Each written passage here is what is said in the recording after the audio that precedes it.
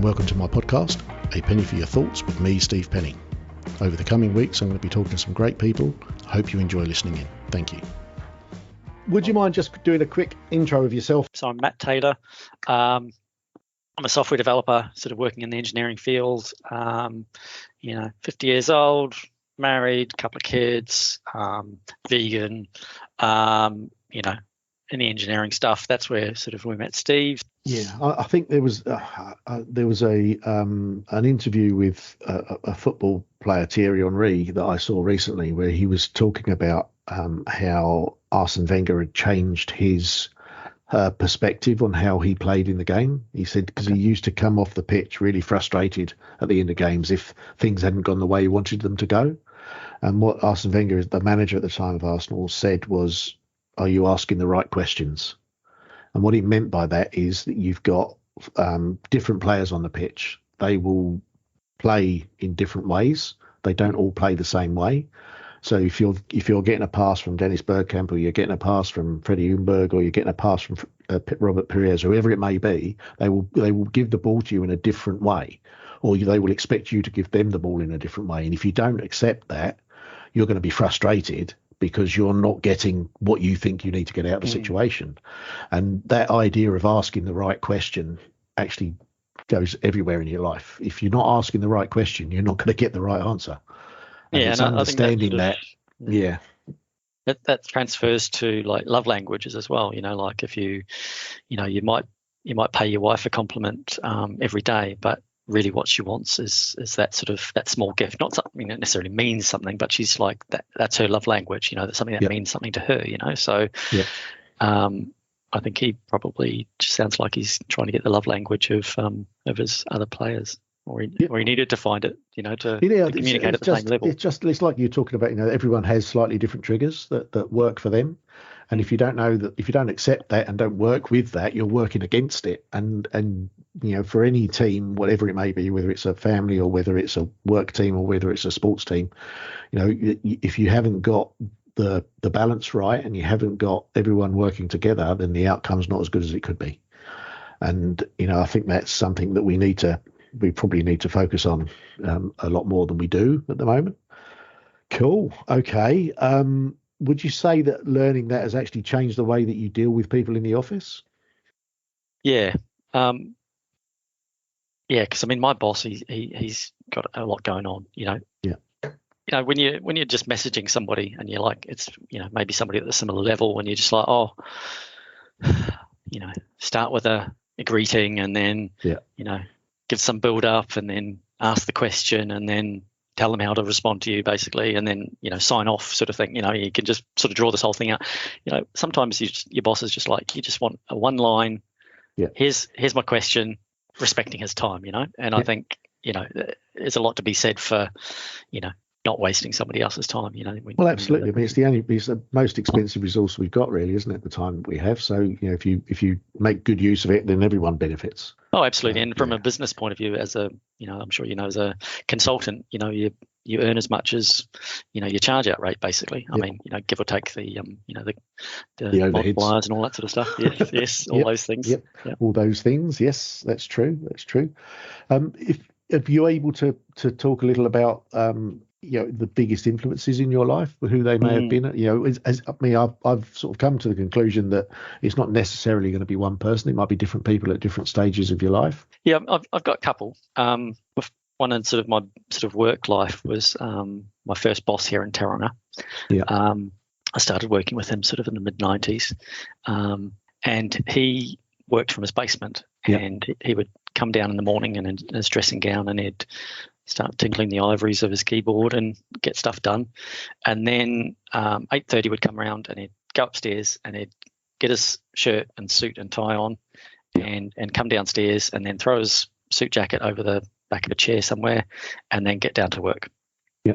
And then at 5:30 or whatever it was, he would, the tie gets loosened, maybe go upstairs and grab a beer and something to eat, and he'd probably still work, a bit of a workaholic, to be fair. But he also, this is work time, and getting dressed and doing this sort of gets you in the right frame of mind to get your job done properly. and everything outside that is more like, okay, well, I might be a workaholic, or I might be like just taking it easy now because this is my time, Yep. Different when you're running a business, I'm sure. I'm sure well, I mean, I'd say one of the things very similar to that is that when I first started the business, I was working from home, but I did get into the habit of having work clothes. And it was the ritual of getting dressed and going to work, and then at the end of the work day, changing my clothes so that I wasn't in my work clothes anymore. And it was just that having that ritual meant that I was trying to separate home and work, even though I didn't really change location very much. It was that process that allowed me to have some sort of separation between the two. And I think it's important. I've certainly found, over the last few years in particular, that having that control over my work day is important for my mental health. If I don't give myself that control, then it has a negative impact on me pretty quickly. So I think it sort of brings that, it sort of spills over into your personal life, bringing your work life home, and it's just like having that little reboot time. Yeah, it's quite good for your sort of mental health as well, because you're just like, here's my fam. I can, be playful in my responses as opposed to just come out of work, my brain doesn't work. Just let me not talk for 20 minutes. Yeah, I mean, I've got probably a 15 to 20 minute drive home from the office that we've got now. Nice. Yep. And what I tend to do on that is I'll listen to podcasts of various different types. So I'm listening to the Infinite Monkey Cage, which is Professor Brian Cox, talking about all sorts of weird and wonderful sciencey stuff. And that's, it's entertaining because he's, the way he presents it is really good. But it's also very different to what I normally talk about during the day. So it's a real break for my brain. I having to think about other things. And that sort of 20-minute journey gives me a bit of time to decompress a little bit before I get home. And I think it's important to take those opportunities, as you say. Absolutely. But I think, when it sounds like, you do that calming thing down sort of on the way home. Like for me, a lot of issues I've had in my life, like stress-wise, is because I'm not breathing right. And you're not using your diaphragm as you should do, and you get anxious because you're not getting the right concentrations of oxygen. You're getting too much oxygen, therefore your brain starts going a bit wiry, and then if you're not getting enough oxygen and the right sort of concentrations, your body starts getting aches and all that sort of stuff. So that transition from work to home, sort of, you need to sort of reset those sort of things as well. But I mean, I guess getting sort of to that mental health and physical health, sort of that balance, junction, that mind-body sort of balance,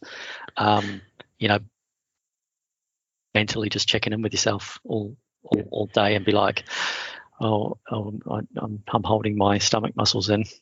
That's not, I'm not going to be able to breathe right. And then it's no wonder my body's starting to get sore because I've just stopped breathing for the last 2 minutes. I'm certainly not, how the lungs are like a triangular shape, with the sort of the skinny end at the top and the big end down the bottom. That's why they say deep breath, meaning down the bottom there. I always thought it meant just take a big one. But when you're breathing with your whole lungs, you're getting a good set of oxygen sort of pushed out to parts of your body, and you've just got so much more stamina for I don't know, conversation, let alone physical stuff. Dealing with the idiots in your life. I don't know whether it's the same for you, but I've found as I've got older, there's my tolerance for idiots has got less and less. I have to say, I think probably the hardest part of my job is probably the flesh wear, as in the human connection, and I think it's probably because I'm not a very persuasive person. I don't try and persuade people as a general rule. I'm just sort of more like, of course we need to do this. Let's move on. And so I find sometimes having those conversations where you want something from somebody, and they're the only person who can do it, and the emails just go tumbleweed. It's interesting. Can be interesting. I think I've been told by quite a few people who work in the sort of IT space that 99% of the problems with computers are somewhere between the front of the screen and the back of the chair. Yes. And Yes. yeah, when I initially heard that, I didn't quite know what they meant, and then I sat and thought about it. Oh, you mean me? Right? Okay. Yeah. Operator error. I think the IT guys even have an acronym for it, but I can never remember what it is because I'm, I have to say, not my jam. Acronyms seem to be a nightmare in our industry. There seems to be way too many of them. That's when I joined AECOM, we were given as part of our starter pack a list of all the acronyms, and it was a document called AECOM's use of 3-letter acronyms, and in that list was a 3-letter acronym for 3-letter acronyms. And it's like I got to that point and it said TLA, and I've TLA. This means 3-letter acronyms. You've actually put an acronym in for what the subject of the document you've given me is. It just seemed ludicrous. Yeah. I was reading a Reddit, I don't know, story about something, and somebody was like, their manager was like, "You must never use acronyms." And so, he was using like Anno Domini and all this sort of stuff. And it's just, you can just take it to, you can take it too far in the other direction. Yeah. But yes. They do have their place. I mean, there's a lot of stuff that we do, certainly in building services where the acronyms make sense. If you were going to spell out everything all of the time, you'd end up spending a lot more time typing, and everybody, there's some universal ones that everybody knows what they mean. So there's no issue with using them. But you do still get people that misuse them for sure. Cool. Okay. So on the subject of recharging and looking after yourself outside of work, what would you say is the ways you like to do that, and what do you do to get out of your workspace and get back to being you? I mean, the first one, you put a beer in my hand, I'm probably just immediately going to chill. I do like a cold one at the end of the day. But I think probably, talking about health and stuff, for me, that is, taking the time to do my breathing exercises and to do my meditation. And if I'm doing those things, all the other physical ills just go away. They just, just got to keep that maintenance up. So is that that subject? Is that something that's come through from your use of Pilates and yoga type exercises? Is that where that's come from? Yeah. So sort of give you a bit of a background. I've had RSI type stuff for 20 years. So that's, right. They'd call it RSI, another acronym. Repetitive strain injury is sort of the umbrella, but in reality, it's sort of like, when you're working at a computer, you get sore arms and shoulders and hands and all that sort of stuff. The carpal tunnel thing. Yeah. So it's a pretty broad sort of thing, but I've had that for, since sort of the late 90s. And I found somebody, a physio a couple of years ago, who knows about the body and how it responds to stuff. And it was really interesting because he was asking me about like my life and things that had happened and all that sort of stuff. And I'm like, Jesus, where's this going? Mm-hmm. And so I had some trauma. I got beaten up when I was about early 20s. Oh, okay. And so that was, not ideal. No, but as part from it. But as part and parcel with that, still sort of, was a fairly ballsy, outgoing sort of dude, and traveled the world and all that sort of stuff. But also I was, sort of had this fight or flight thing going on, which is not great for your mental health or physical health, as it turns out. No, if you've got a lot of adrenaline going on all the time, it's not really good for you. That's for sure. I mean, the way my physio sort of described it is like you're burning kindling instead of burning logs.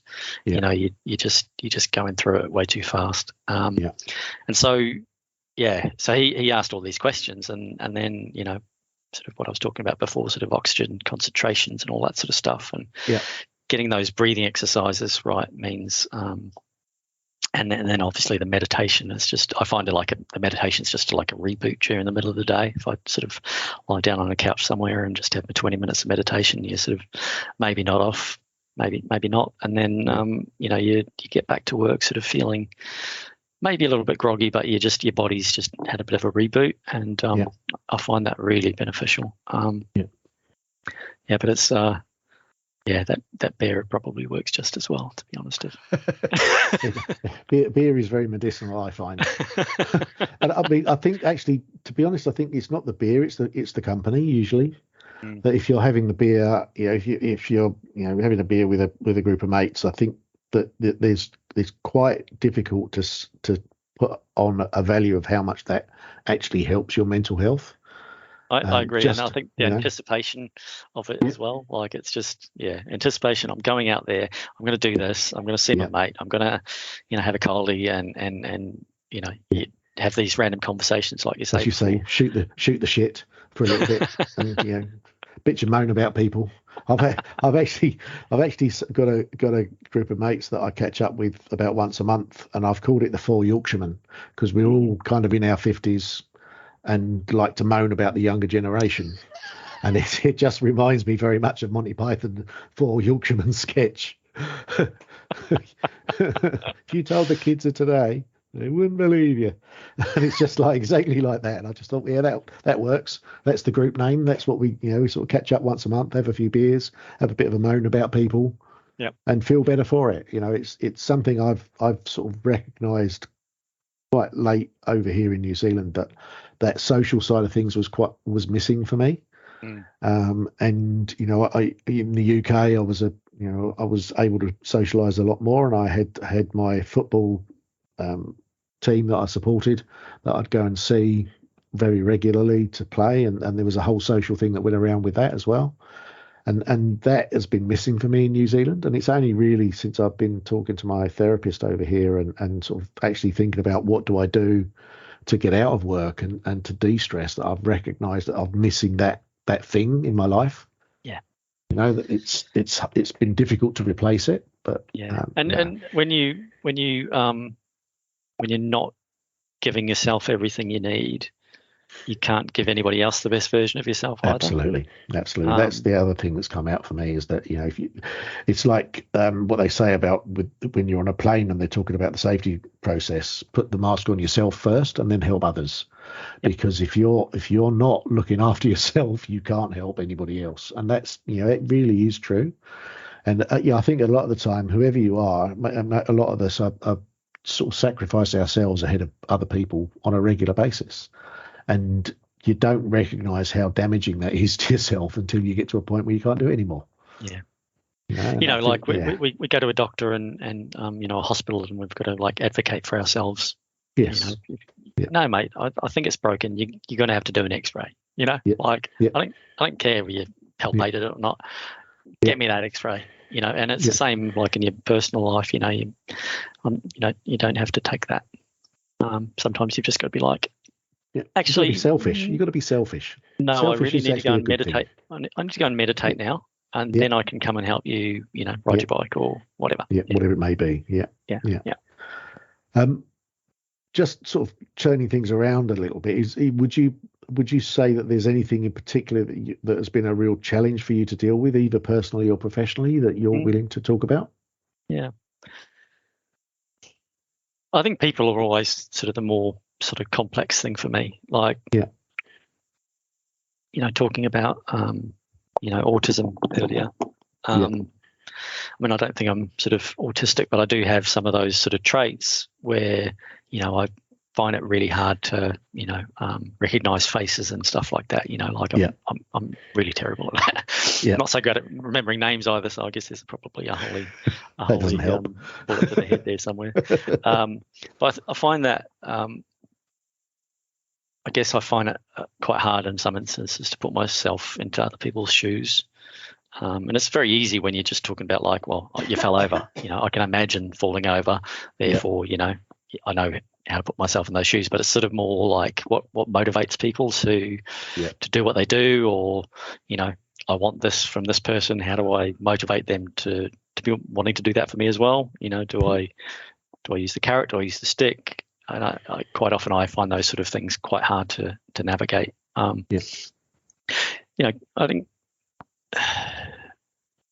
I'm a sort of a what you see is what you get type. Like my wife's probably would tell you that I keep a lot in here in my brain, and my head, without letting it out my mouth. But I like to think that I'd make it really apparent if you made me happy, or I'd make it really apparent if you pissed me off. Yeah. Yeah. Yeah, I think the phrase you might I'd not use is wear your heart on your sleeve. But you'd certainly know if I was coming closer to you. Yeah. Yeah. I think that's been one of my challenges. I'm kind of like that as well. If somebody pisses me off, then they know that they pissed me off. Yeah. And it can be to your detriment sometimes, but equally, I think it's good to have those boundaries as well. You know, knowing that, or letting people know when they've gone too far, is not a bad thing. Oh, absolutely. And I think boundaries, seems to be the word of the noughties, and the teens. And I think it's a great word, and I think maybe a little overused, but the idea of that is really solid. I think you must as a business owner and manager, you've got to let people know that you're not their babysitter, and like when I was managing people in UAE, it's I had a conversation with a mate before I started the job. He's like, it's like having kids. He said they're going to come to you, they're going to be crying, they're going to be screaming, they're going to be like happy, like you're going to get the whole spectrum. And absolutely right, got all that. Yeah. And also you're going to get it in 18 different languages. Which is not usual in if you're working in the UK, Europe, or in New Zealand for that matter. The range of languages is pretty limited. It's mostly going to be English that you're dealing with. But I think the biggest change for me in the UAE is that I would be in a meeting and there would be 7 or 8 different nationalities at least sitting around the table, and that there's a lot to be said for the fact that there is real different ways of dealing with people from different nationalities. You could have 15 white Europeans in a room and every one of them will react slightly differently. But if you mix that up and add in some Egyptians and add in some Bangladeshis and you add in some Emiratis, and that really changes how people react, because there's a lot of cultural stuff that comes through that you wouldn't necessarily see in just a group of similar people to yourself. Yeah, like if you were, cocky in a meeting in New Zealand, throwing your feet up on the table, people would be like, "What a dick." Yeah. But if you did that with an Emirati around the table, you'd be like, "Okay, deeply offended." You got me deeply offended.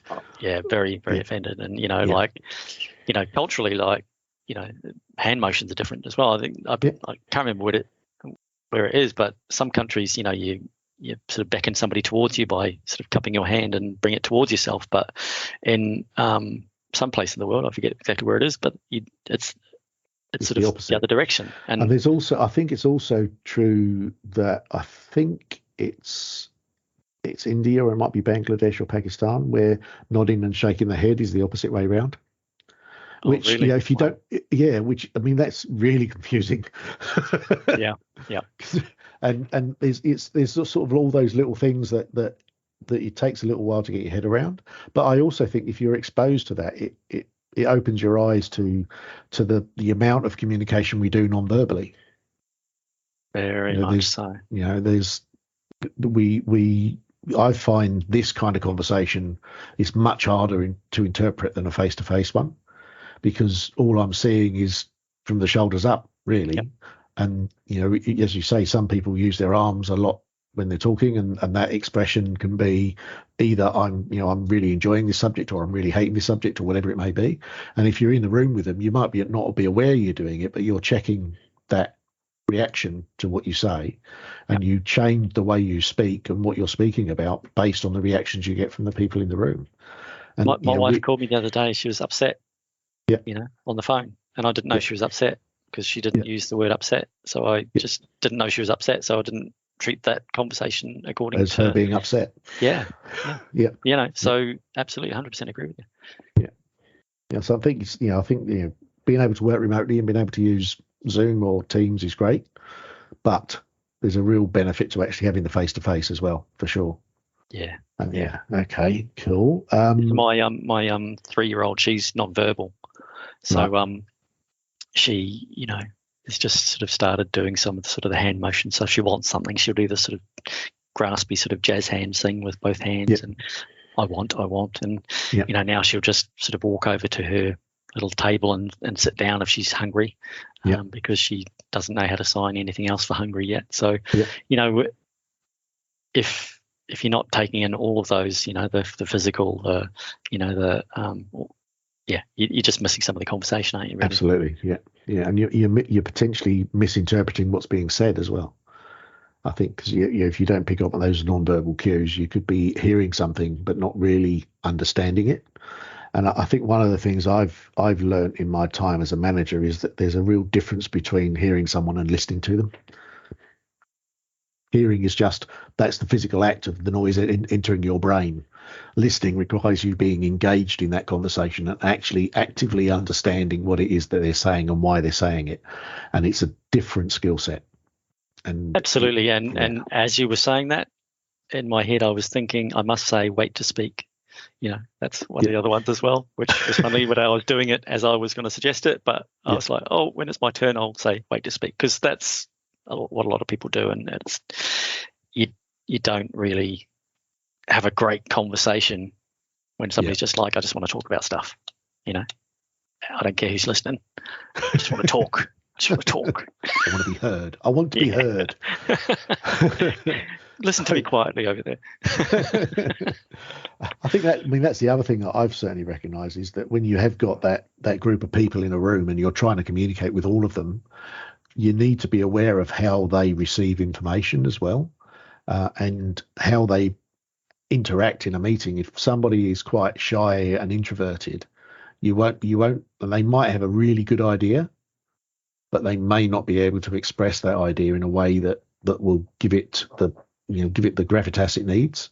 And recognizing that there's people in your team like that and being able to give them a forum where they feel safe to talk and bring those ideas to you is really important as well. And it's taken me a long time. I've been working for 40 years. It's probably only the last 10 years of that career that I've really recognized the differences there are in people and the way they communicate. And that's to my own detriment, I would say, for that the previous period of time. But it's a learnt skill. It's not something you necessarily get born with, I don't think. Yeah, I think that's the thing I've liked about growing older. I might be sort of 50 now, but I'm just really starting to understand things a little bit more. I don't feel like I've got life figured out or anything like that. But I just love it when you have one of those realizations. Oh, okay, that's if I thought like that, it would make more sense. I went to a wedding and there was a table, big white tablecloth, table full of sort of 10 people scattered around the room, and at my table there was a bloke across the way, and he had a pen out and he was just going to write on this white tablecloth, and I sort of called him out on it, and so I said, "Oh, don't do that, mate." And he proceeded to be offended and being a bit of a jerk for the rest of the night, and which is sort of the response. That's what weddings are about. Yeah. Sort of the response you'd expect from somebody like that. I guess somebody who doesn't really care about somebody else's property is probably not going to care what anybody else thinks, whether they're right or wrong or whatever. Not going to be corrected. And I worked out that night I don't need to be the police. I could have easily just sort of made like I was going to go to the toilet, tap him on the shoulder, mate, don't do that, because I said don't do that in front of everybody. He had his front up, and then he proceeded to make everybody else feel uncomfortable because I made him feel uncomfortable. And so I love just picking those things up over the years. You're just like, I can handle these situations very differently than what I do. I can be better. So that kind of leads into my next question, really, which is if you could travel back 30 years to your 20-year-old self and give yourself one piece of advice, what would it be and why would it be that? Yeah, really easy one, this one, actually. Okay. I mean, for somebody who's gone through 20 years of pain, from RSI type stuff and knowing now how to fix that problem, I would probably be a different person now than I would be without that. I don't think talk about mental health. I don't think pain is a good thing for your mental health. You've got to be fairly resilient to be able to go through extended pain for extended time. So I'd be like, young man, young man, you should do. Just look into breathing, because the amount of physios I went to over the years who just give me nerve stretches and all that sort of stuff, and that's not what it's all about. It's getting your body chemistry right. Whether that's sort of magnesium just to make your nerves sort of a bit better, or just getting the oxygen ratios right. I mean, you think of my room where I am right now, it's bit warm and stuffy because it's sort of turning to the sunny side of the day. And you're not at your best when you're not getting the right air. So absolutely. I tell myself to get on this breathing thing, get your diaphragm going, stop sucking in your tummy, stop sucking in your tummy. I think I can't. If I tried to do that, I would be really uncomfortable. I've got to be honest. I'm sure I spent my 20s sucking in my tummy. Just trying to look good for the ladies, or I thought that's how you were supposed to stand, or that's gonna, if I suck that in, that's gonna put everything else where it should, in the right place. But if you go to Africa, and you got these dudes running around with spears, trying to hunt animals or whatever, their bellies are right out there, man. They're not sucking nothing, and they are fully functioning, happy human beings who don't have pain just because don't have as much pain as you do. Certainly, But can't say the same for what they're hunting, probably. No, exactly. Yeah. One question I didn't ask you actually when we were talking about what you're doing would you be able to identify what made you decide to go the route that you've gone, to become a sort of starting off as a structural drafty and then going, how did you get into being a structural drafty in the first place, really? Yeah, it's quite interesting, because I always like tech drawing and stuff at school, and that sort of was sort of a leg up, I guess. And then I guess because I was, I don't know, probably one of the better drafties in that class, I got put through to Polytech to go and do a little bit of AutoCAD or something like that. And then I think I must have touched on a bit of AutoLisp at sort of one of those Polytech courses. Right. So I think I got into drafting just because of, I was going to be like sort of architectural type, but then I think sort of I'm a bit more mathsy, a bit more sciencey, and a little bit less arty. So it sort of my brain sort of lent myself to engineering, but then that sort of progression that I was talking about, sort of doing the developing and the coding and programming and all that sort of stuff,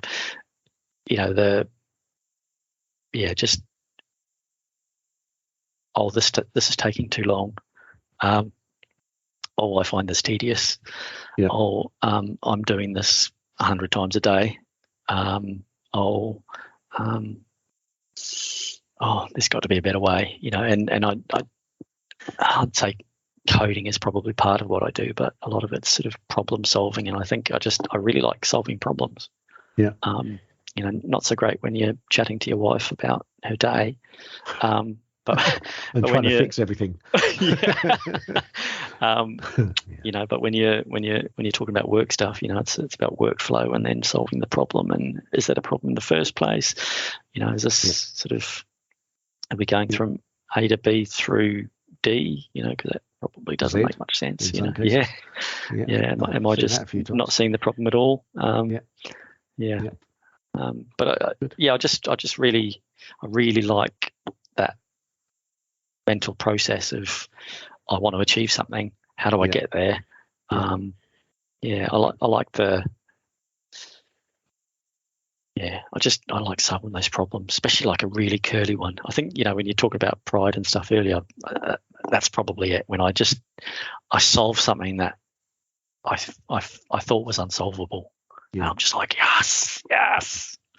Yeah, those ones. That's a bit like me today. I think this process today. I went into this hearing thinking that I would be lucky to walk out with anything, and ended up walking out with a lot more than I expected to, and it was just great. That sort of, it's because I'd done a lot of really good preparation, so I was really well prepared, really had all of the evidence I needed to present, and it was presented really well by my legal team as well. So, that sort of the gratification of going through that process, knowing you've put a lot of effort in, and then getting the right outcome and achieving something that you didn't think you could achieve is, there's certainly a lot to be said for that. You can feel that can help you get more motivated to carry on to the next thing, I think, sometimes. Oh, absolutely. Yeah. Solve the unsolvable always peps me along. Yeah, absolutely, definitely. Yeah. And I mean, if just sort of focusing a little bit, I guess, on the negative things, just to see, how you've dealt with challenges. Is there something that decision in your work life, for example, that you've made that you've regretted subsequently? Yeah. I think the easiest one, and I'd say it's probably a lot of people sort of would say the same thing, is not preparing yourself for the future enough. And for me, like in London, what you do is you contract, as a draftee, and so you spend half a dozen years contracting, and if you're not putting away into your super or your pension, that's sort of 6 years of growth that you're not getting. So tell me about it.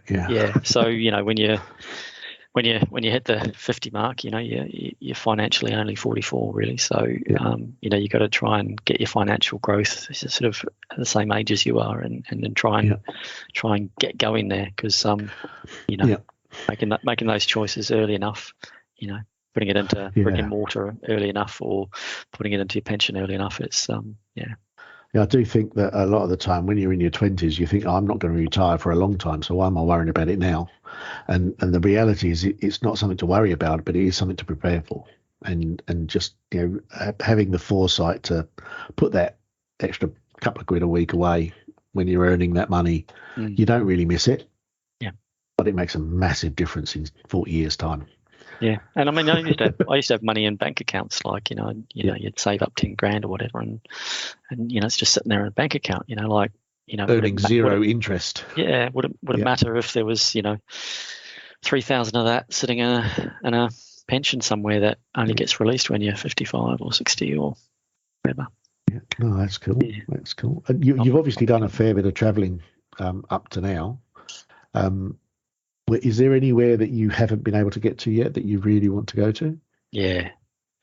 I mean, been around, like been sort of around a bit, but there's just some places that are just like nothing else. Like I've been to like Norway, and the Aurora Borealis, or the Northern Lights and whatever. Yeah. Epic, but I'd just really love to just take that a whole new step and go to like Antarctica and just, go to somewhere that's just like nowhere else on Earth. It's just, you think Norway's a bit isolated. Well, you're not far off of the Arctic Circle if you're in Norway, really. You don't have to go too far north to be in the Arctic Circle. Yeah, but just being down in the Antarctic, where you just the days are just so short, or long, so long, and just being like at the risk of the elements a lot more than you are sort of in our everyday life here, where we're just coddled with air conditioning and heating and warm showers and all those sorts of things. Yeah, it'd be great. You wouldn't want an outdoor toilet in the Antarctic, I don't think. Yes, brass monkeys. Yeah, you'd end up with shattered things. That's something definitely on your bucket list. Is there anywhere else you'd like to go? I think the other one is like Galapagos. Like you just hear about it just being amazing, and I guess there's probably there's like a Middle East version of that, I guess, as well. There's an island off Yemen.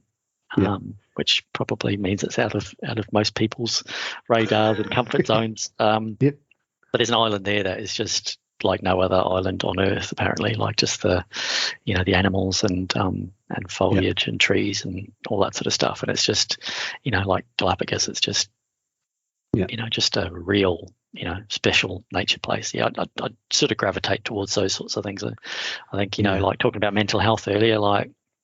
The Japanese call it like, well, I'm not sure what they call it in Japanese, but, they call it tree bathing when you translate it to English, and getting out there and getting some space in front of your face, as I like to say, and getting amongst nature is really good for your sort of your mental health and well-being. And I think, traveling to places like that is, it just feeds your soul a little bit more than going to a city stay somewhere, you know. Yeah, I'd agree with that. I think it's, you know, it's also challenges your norm as well. It takes you out of your comfort zone a little bit to be somewhere like that. If you're an office worker like we are, that it's not a day-to-day thing. So being in those places where you're challenged physically, whether it's because you're going on a steep climb or whether you're in the Antarctic or whether you're just out in an environment you're not used to being in, then you are challenging yourself, and that's good for your mental health as well. Give yourself a bit of good stress. Yes, and absolutely. Look at how you deal with situations. Challenge. Yeah. I think we run the risk a lot of the time of not taking chances and being happy to be in our comfort zone. And I'd certainly say with my career, I've taken a few chances, and I don't really regret any of the ones I've taken. Some of them have not gone the way I wanted them to, but pretty much every one of them I've learned something that I've taken on into the next job, but it's done me well. So I think it's taking those chances, having a bit of risk in your life is no bad thing, I would say. Yeah, I think it's good for resilience. I used to have sort of, I've gotten every job I've gone for, sort of thing. Like big deal. But then in reality, like having to strive for something, having to like up your game to get somewhere that you need to go. That's really, really where sort of, you're pushing yourself, our kids, you can't give them everything. They've got to be able to like do stuff for themselves, and that resiliency. They've got to make their own mistakes a lot of the time, and that you learn a lot from making a mistake. I think if you're doing the same thing and you're comfortable doing the same thing and you don't make any mistakes, you're not really learning anything either, I don't think. Just in terms of a couple of other things I sort of wish I'd put on my list, and I'm going to ask anyway, is if you were the whole desert island disc type thing, if you had the opportunity to see any band or listen to any piece of music that again live, who would that be and why?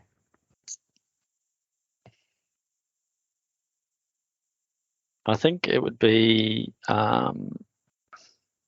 there's so many places to go with this, but one of the bands that I have always liked, very sort of very 70s, 80s, is Boston. So, you lots of hair, as I recall. Just go and see one of those bands live would be, amazing. And I had the opportunity to do it years ago, and I didn't have anybody to go with me, and I just regret not just going there. I don't think I've ever regretted going and doing something by myself. Whether that's going for a bushwalk because nobody else is ready to go, or going to Europe by yourself, doing a cityscape just by yourself, or just just going and watching a movie by yourself because nobody else is down for it. I'd say just lean in. Lean in. Take the chance. Yeah. I mean, what's going to happen? Maybe you're going to enjoy yourself, hopefully. Maybe you don't like it, but you learned something about yourself, didn't you? Absolutely. Yeah. I think my wife and I, we went to see Wet in London. Oh, right. And it's the only time I've ever walked out. Really? They were terrible. They were appalling. Marty Palo was singing off pitch, was he? Well, it's not so much that. They just didn't have a show. It was like they were recording an album, and there was no interaction with the crowd. There was the crowd wasn't getting really excited by what they were doing, so it was just kind of falling flat. When I go to a concert, I want the person that's performing to perform.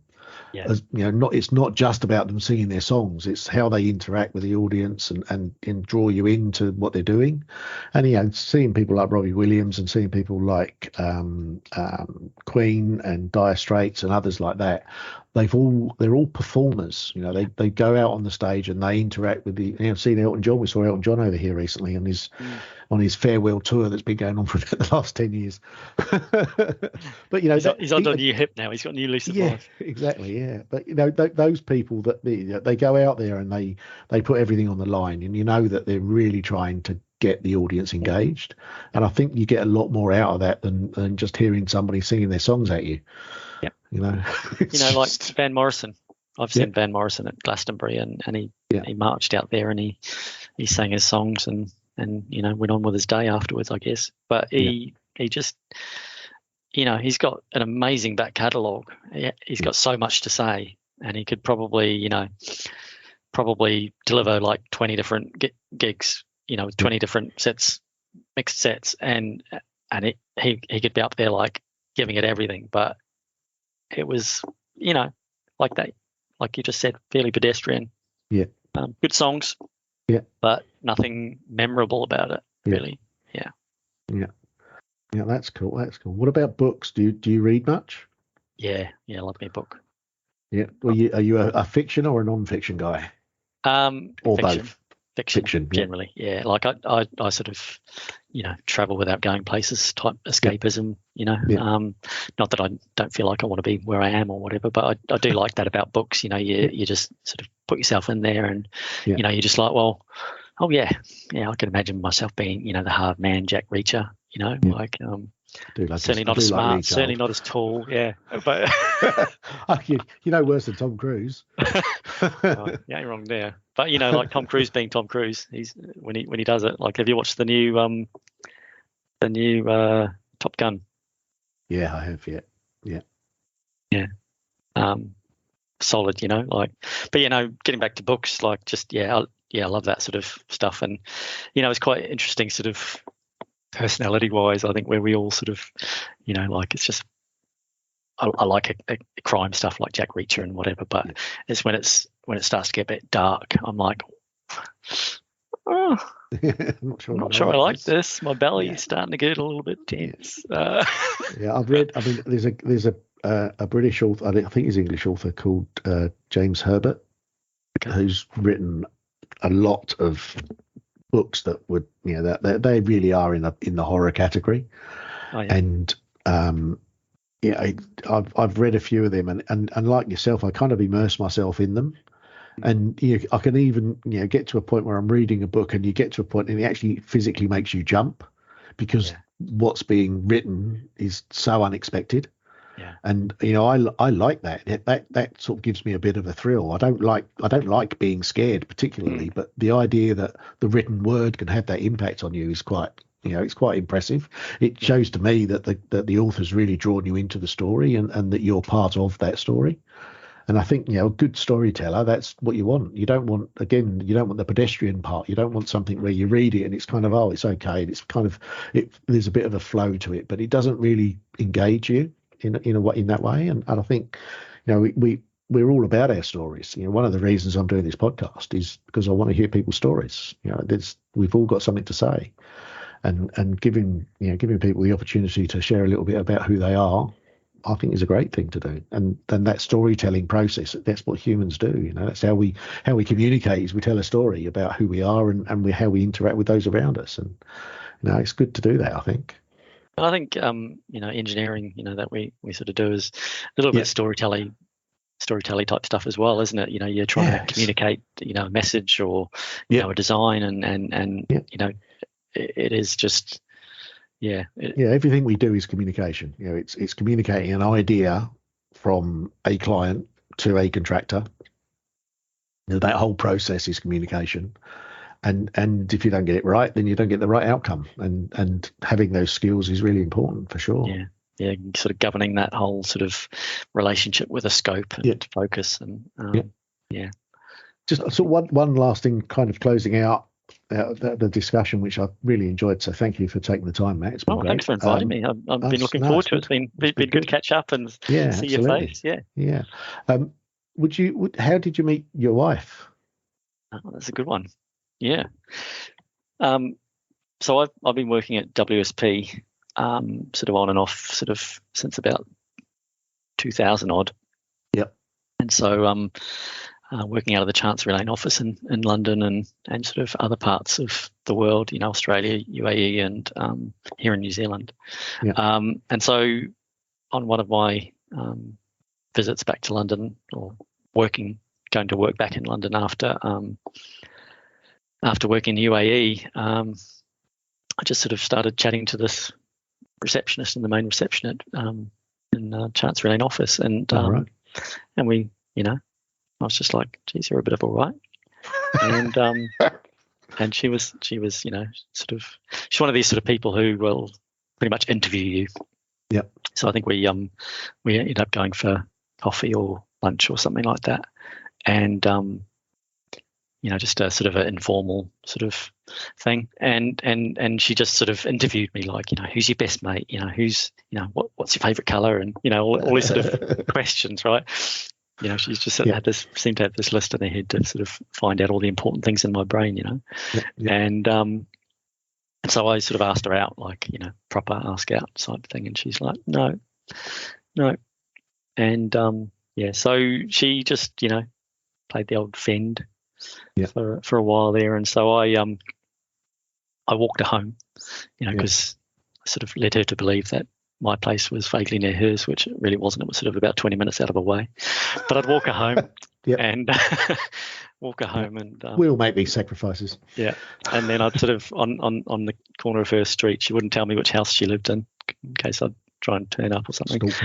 Yeah. So I'd sort of kiss her cheek on the street, on the corner of the street,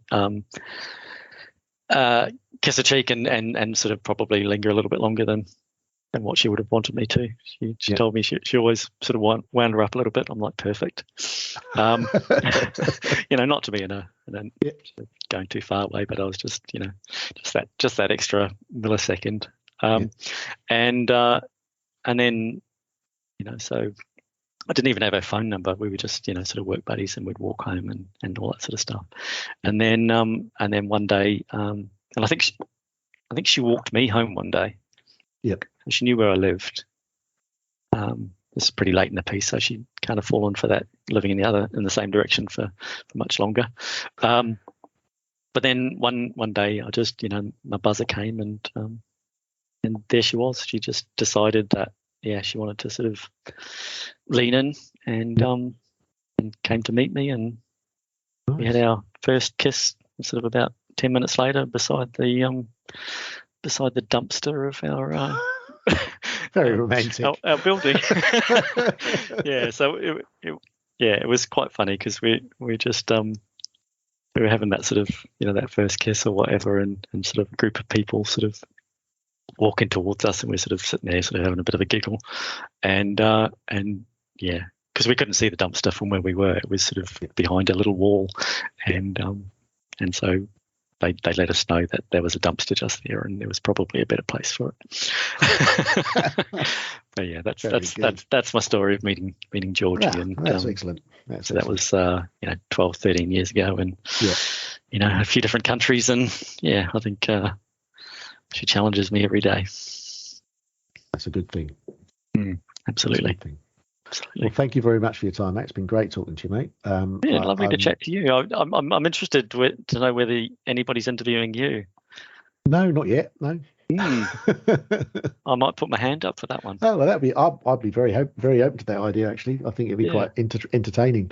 Yeah. Because a lot of the questions I'm going through, I'm like, I really want to know what you think about this. Because it's a conversation, but no, look, I'll be open for that at some point. We can do that if you like. Yeah, why not? Yeah, I can put that in. I'll put that on the list of podcasts. See if anybody listens. I don't know what's going to happen. I'll be 99% worse than you. Like, you just that's coming out wrong. What I'm saying is, you're just really good at it, and I'm not sure I'd make it look that easy. Is what I'm. You make it look easy. I've enjoyed doing this, but before I started actually having the conversations, I was getting quite nervous about it because I wasn't sure how people were going to react, and what the conversations were going to be like. But I've been really lucky that the people that I've spoken to so far, including yourself, have been quite open and quite easy to talk to. There's only been one that's been a little bit difficult. Bit like pulling teeth, clip dancers. Yeah, and that one, the person that I was speaking to had taken my questions and they'd actually gone to the extent of writing an answer for each one. Mm-hmm. So it felt very much like they were reading off, they actually were in some cases literally reading out what they'd written, and it just didn't flow as a conversation, which was, it's really disappointing, because the reason I wanted to talk to that person is they told me some stuff about what they were doing that was actually quite moving emotionally about what they'd done and why they were doing it, and it just lost something because of the way that they presented it. So I'm not sure how I'm going to manage that when I do the editing. I want to try and make it a little bit punchier, but I'm not quite sure what to do with it. But but it's been good. It's been great fun. I think like 100% that when you're talking to people, like I've been a best man at somebody's wedding sort of 3 or 4 times now. I forget exactly off the top of my head, but each time you do that sort of best man speech, you want to do better than last time, because the first time I did it, I was pretty pants. And the second time I did it, I got all the words right, but it's getting that sort of enthusiasm across and, trying to get that emotion into it and whatever. And I think, when you are reading a speech without that, without that focus and emotion that you're talking about one of your best mates and one of your marrying the love of his life and all that sort of stuff, you got to try and get that emotion in there, the energy in there as well. Yeah. And I think I know what I'm like when I'm reading something. I'm not sounding that excited. No, I think you sort of, your focus isn't in the right place, is it? You're looking at the words on the piece of paper in front of you and not at the person you're talking to. And I think that, like we were saying earlier on, the conversations aren't just the words being said. There's a lot more involved in the conversation, that if you're reading something out, you're not having a conversation, you're just reading something out. And it's very different. And I think, I've started going to Toastmasters because I hate public speaking. It terrifies me absolutely to my core to do it. And, going to Toastmasters is really confronting, because every week I have to do something. I have to get up in front of the group of people and I have to say something. But I'm glad I'm doing it, because it's really opened my eyes to communication styles and actually, again, getting out of my comfort zone. It's a great thing to do. I mean, I'm with you. Like I didn't do Toastmasters. I did a Dale Carnegie course. And that's a lot about memories and all that sort of stuff, but also it's getting up there and speaking in front of people and and just being able to get your message across and I think I'm sort of where you are probably now. It's just like you can do it, and you it's paralyzing to start off with, but then you're just like, well, they're just humans. And I mean, that's the other thing as well, is you'll find, I mean, that's the thing that's really opened my eyes, is that all of the people I've spoken to at Toastmasters, none of them like doing it. Even the ones that look like they're really good at it don't like doing it. And it's like, well, why do you do it then? Well, because I want to. But they all go through that. There's a few people I've met in the industry over here that I know are fantastic speakers, and when I speak to them, they're the same. I'm really not comfortable doing this, but you look amazing. You look, and then I've had the feedback that I don't look like I'm nervous, and I know I'm terrified. So it's just, perception is very different to reality sometimes, Anyway, look, I'm going to call it a day, because it's an hour and a half now. It's way too long. Thank you very much for your time. It's been great. It's been great talking to you, Matt. Lovely to chat to you. It's been nice to catch up, and I'd like to reciprocate if you do want to at some point, because I'd like to hear where you're at. Yeah, that's a good idea. Definitely. Yeah. Thank you very much. I'll speak to you soon. All right. Take care, mate. Cheers, Matt. My fun. All right. Cheers. Bye. Bye. Thank you for listening to my podcast, A Penny for Your Thoughts, with me, Steve Penny.